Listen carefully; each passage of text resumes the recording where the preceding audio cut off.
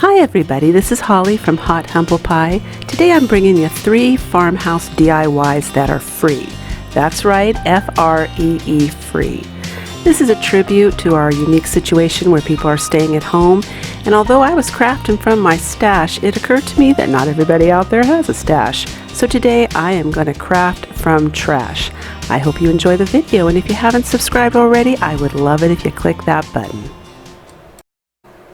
DIY number 1. I was inspired by this Pier 1 wood bead charger, and I've got some free wood. Now if you missed how to get the free wood, it's in my very first video I uploaded on YouTube, and it's in the description box as well. And I took my jigsaw and cut a circle, and it doesn't have to be a perfect circle because we're not going to be seeing that edge. And then I took my handy dandy Ryobi sander, which I highly recommend you get, and I sanded it smooth. And here's the free wood and the free beads, and if you missed the video on how to make free beads, I'm going to leave it in the description box as well. Today we're using apple barrel paint in antique parchment, and we're just going to add a little water to it to make like a whitewash. I'm aiming to get that wood a little less orange. Now the example from Pier 1 is absolutely beautiful, but it's a little more orange than is my style, I guess. I'm going to get it close to that, but not quite so orange. Now the first step I have to do is to try and get this piece of wood to match the beads. So that's what I'm doing right now. Now I'm using a whitewash type approach because I don't want to lose that beautiful wood grain. I love wood, you guys. It's got a beauty that's hard to replicate, so whenever I can, I try to keep it. You will see me paint wood because sometimes I want it painted. But in this particular project, I want to see that wood.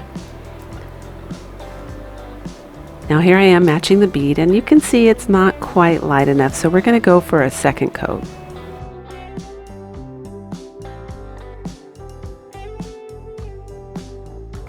And we are looking good. And here I am using E6000 on wood, and I feel the need to explain myself because those of you who have been watching my videos know that I told you in the first video E6000 doesn't work on raw wood, it soaks into it. But I don't have anything else in the house, so I was desperately hoping that that little whitewash would work some miracle, but yeah, no, it didn't. These little puppies fell off, and in the end hot glue worked just fine. So if you have nothing else, hot glue's fine. If you have something like super glue, gel, or something else along that line and you want it to be really durable, I would try that instead.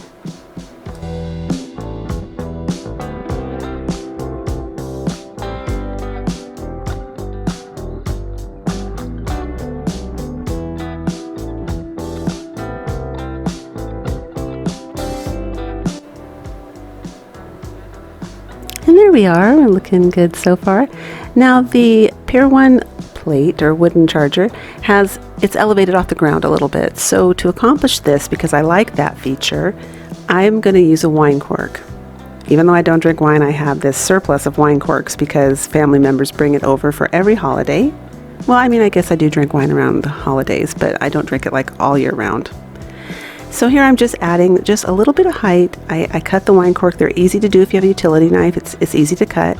Now I'm not going to bother rattling off these colors here. If you want, you can pause it, but any colors in more or less that range works perfect. You don't have to be super, picky about matching the identical colors I used. I will say, surprisingly though, that khaki color, I don't know if I'm pronouncing that right, K-H-A-K-I, turns out to be the color that gives it a nice subtle golden brown hue. I don't know if it's even golden, but it definitely is the color that exactly what I wanted, and it didn't look like it was going to be in the bottle. So I end up adding some water to it and using it as another wash as soon as I do I do the beads first. And here I go. There I am. I'm using it as a wash, and I have to do that twice as well. But I use it as a wash to make it nice and golden, and then we get a really pretty result.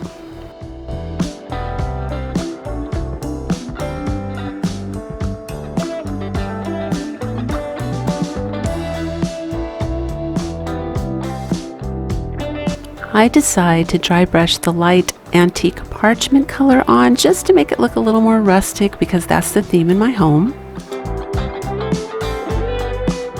And here I am, I'm just painting in between the little beads, so there's no peekaboo areas. And here we go.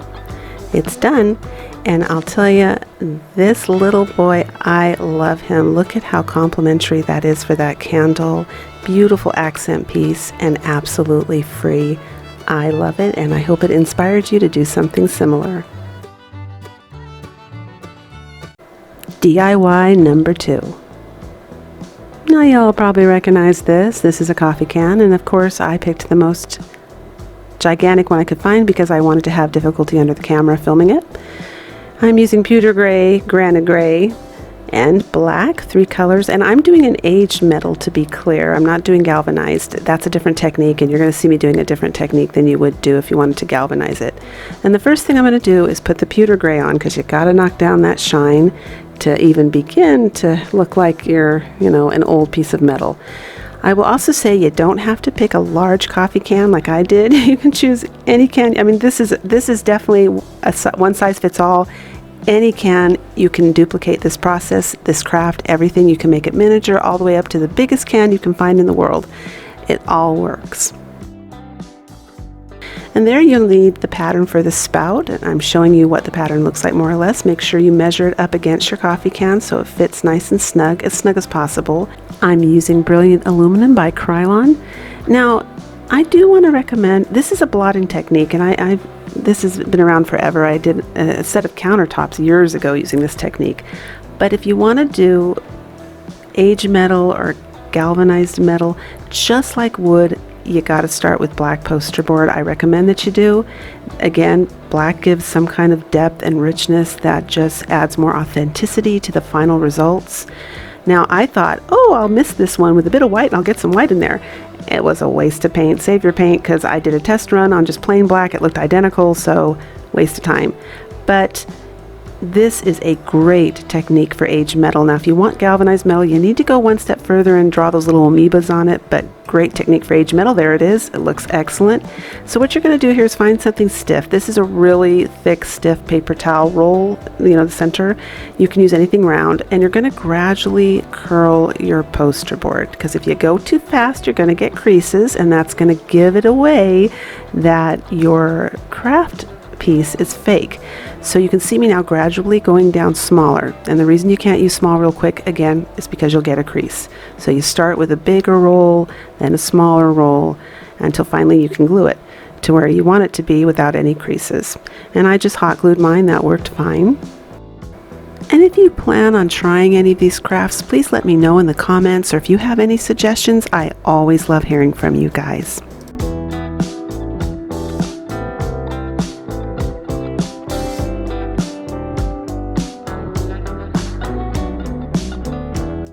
And on the bottom where it's going to meet the can, you're going to need to bend it just a little bit. Don't worry if it tears, because you're not going to see it, but you need to ease it up a little bit so it can lay flush and flat with your can. So now I'm making the handle. I roll it first and then I press it down to make it flat, but I do double up on the poster board, because if you do just one layer poster board, it's going to look too thin and look fake. And I'm doing the same process where I'm just slowly creasing it, slowly rolling it, so that we don't get any creases or any wrinkles.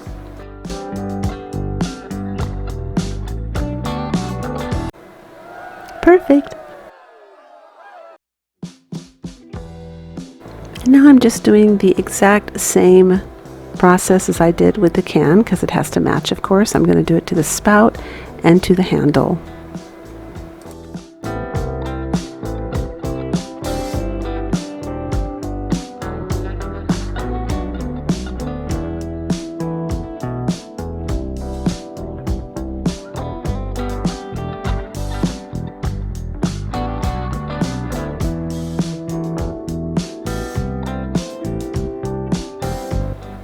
So you're going to see me do about 4 to 5 different layers of paints, with the pewter gray, black, then the light gray, then the pewter gray again, and they're never completely drying in between. They're all kind of blending in. I used to do makeup. I mentioned that in one of my videos. I used to make makeup, and that helps out a lot when you're doing crafts. I also do hair, and just sharing a little knowledge we know about hair. Most of you probably already know, but when you see someone with brown hair, it's never just brown. That the hair is made up of so many different colors in there that give you the final color brown. So, hair's never one dimension. It's always many dimensions, which is why if you just get an artificial color of brown and slap it on your hair, or if you've seen someone do that, it looks really flat, it has no shine and no sparkle, and it's not giving off any other colors. It's because it doesn't have any other colors in there. So it's really important, when you dye your hair, that you use, I guess the best method really is to have different colors woven in so that it looks like a natural brown. But anyway, nature in general tends to be multidimensional, and it's the same thing with metal. If you guys just do 1 or 2 layers of paint, trust me, you're going to be unhappy. It's not going to look real, and everyone's going to know it's fake, and you're going to wonder what you did wrong. So it's a lot of work, but it's fun. Crafting is fun. It's relaxing. And if you do all of the different layers, you're going to get a very believable, very authentic result.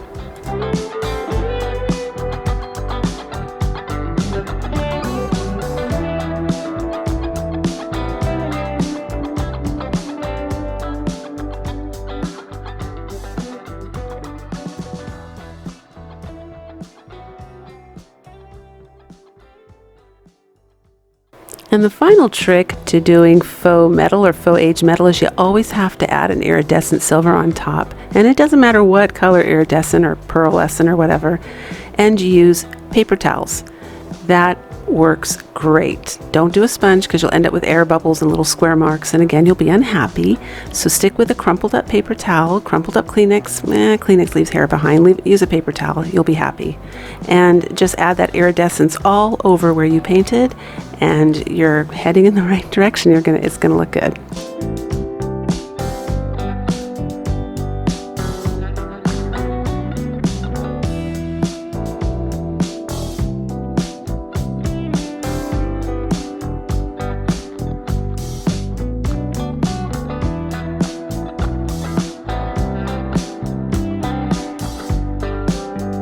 And as I mentioned in previous videos, big fan of the carbon paper because it's ink.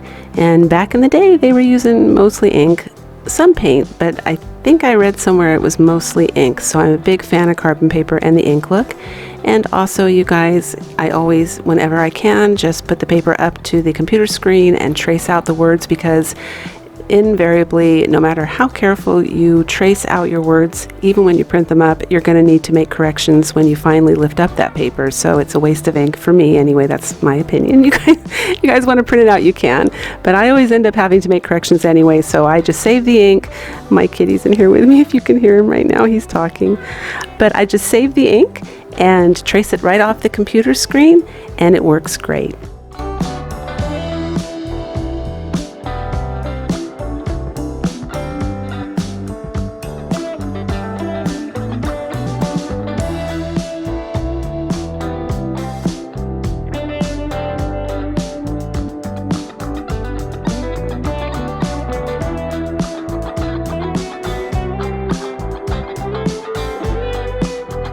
I'm using E6000 and it works this time. Now I am going to say the fumes from E6000 are toxic. I've got a ventilator mask on, and it's not toxic once it dries unless you plan on eating it. But if you don't have a mask, please make sure you're sitting with plenty of ventilation, or use a glue with less fumes like super glue. And of course, make sure you are generous with the hot glue, and don't worry if it shows, because you're not going to see it. Now I've got a water can out in my garage. It's not cute like this at all. I mean, it's actually like a modern day regular old water can, and it's rusted and old, and so I use that as a template or guideline for what this should look like if I'm trying to get it to look real. And I've decided to go ahead, because I want it to look old, and corrode it. So here I am, I'm trying to figure out how to cover the seam or how to add some more realism, and I try a wire like this, and I absolutely not. So I end up thinking, aha, spackling, and that works like a charm. Oh my gosh, it was pretty much dried up and old, and I made it work. I added water. It worked great. I go ahead and I fill in all the seams, where the spout is, where the handle is, everywhere there is a seam even up on the spout area where I glued the poster board together, and there's a seam. I put some spackling in there. Works great. Now you could use caulking, I'm sure. You could use silicone, nail filler, any kind of filler you have at home. And you guys, I'm entertaining the idea maybe that toothpaste, if you have that old-fashioned toothpaste, it's white, that might even work in a pinch, but I would do a test run first, and I think it would probably take like 2 or 3 days to dry thoroughly, but I think that might even work. So, I'm just giving you different suggestions because we're not really supposed to be going shopping anywhere right now, but, I tried glue. Glue didn't quite give the realism, and I will say one thing, the spackling added so much strength that I actually forgot this thing was fake at one point when I was taking pictures of it, and I picked it up from the handle and it didn't break or anything. It just picked up, but it was amazing. So if you want extra durability, go for the spackling.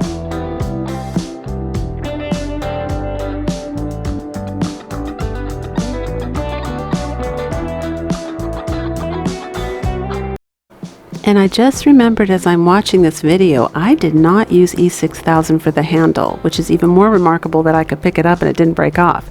That says a lot for the spackling, because I'm pretty sure without that spackling that handle would have come off. But apparently I have to tell you now that, hot glue for the handle is enough. Because I remember at the time thinking, this is for decorative purposes only, I won't be carrying it around. And then I went and I picked it up. So, yep, there I go with the spackling.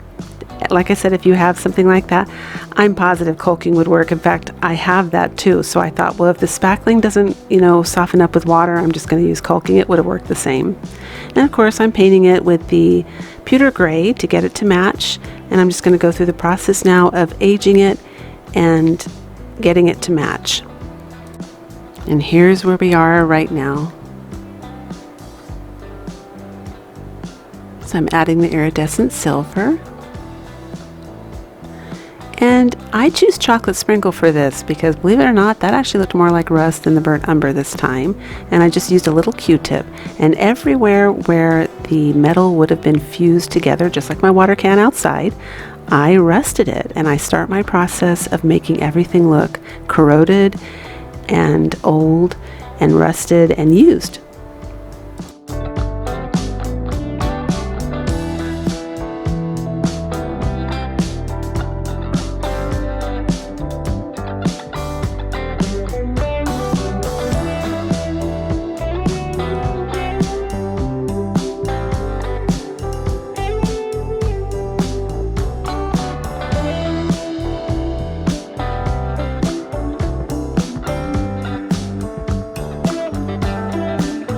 Now, I thought I was so smart using those little pearl buttons for fake nails, but I've actually seen a couple YouTubers doing this, so it's not, it's not an original idea. A lot of people can see the use for those. They're great for that. With foam board, I use carpet tacks. That's great because you can puncture foam board, but with other surfaces where you can't and you need it to have like a little nail in, these are great. And you can paint them whatever color you want them to be. And I'm just showing you I did all 4. Look at that. It looks so awesome. You know what? I had a certain expectation for this craft, and I can honestly say it surpassed my expectations. So I was getting really excited because I'll tell you, up close and personal, you cannot tell this baby's not real.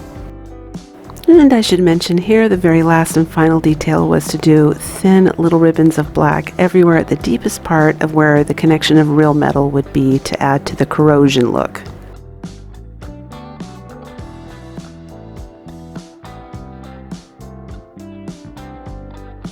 And here it is, and I love this. Of course, I was just saying that.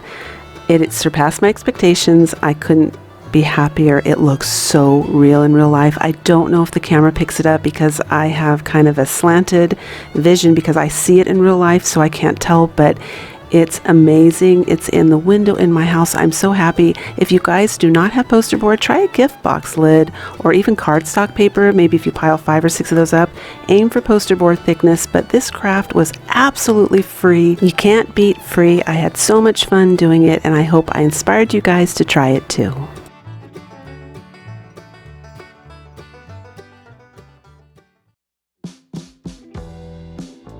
DIY number 3. Now here's a pretty little shape, and whenever you see things like this, please keep it because we will probably craft with it at some point. These are really valuable shapes when it comes to crafting. And of course, I'm going to point out the things that make it look fake, the things you have to get rid of. There's that seam, you've got to sand that down, you've got to sand the design down, and of course, you got to move that ugly lid top. So I'm just using a utility knife and being dangerous with it because I could have sliced my thumb, but I got it off. And I took my trusty little Ryobi sander again and sand the top down because that would also look fake if you don't do that.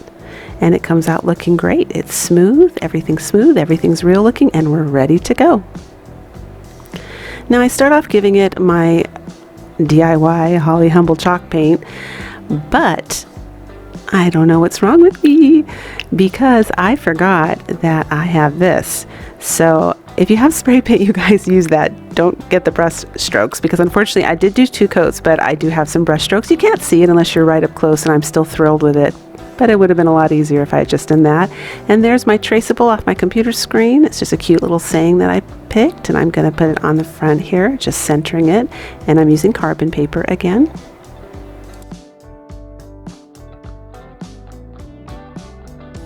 Now I was a little impatient and didn't let the paint dry all the way, so look what happens when I take the carbon paper off. And instead of being angry, I'm checking out going, this is cool, because I remember old vintage enamel actually has that. When it's getting old, it wears down where you can see black through it. It doesn't just have chips. So I take the carbon paper and I start to go crazy and rub it all over it. Now I do take some white paint later and kind of sponge and soften areas that are too dark, but that happy little mistake gave me a great creative idea that should be included when you're doing vintage enamelware. Sometimes it looks good, unless you don't want it. But my mother has some vintage enamelware and it has that where it's darkened spots. So it's all good for me. So I go about doing the top of making it look old and chipped, and you can already see I've mellowed out the black marks now. It's painted white, and I'm just adding little chips here and there. And there she is, you guys, sitting all pretty in my kitchen. I absolutely love her, too cute. If you like what you saw today, please give me a big thumbs up and subscribe to my channel. I'd love to have you. Until the next video, breathe deep, fret not, and do things that make you happy.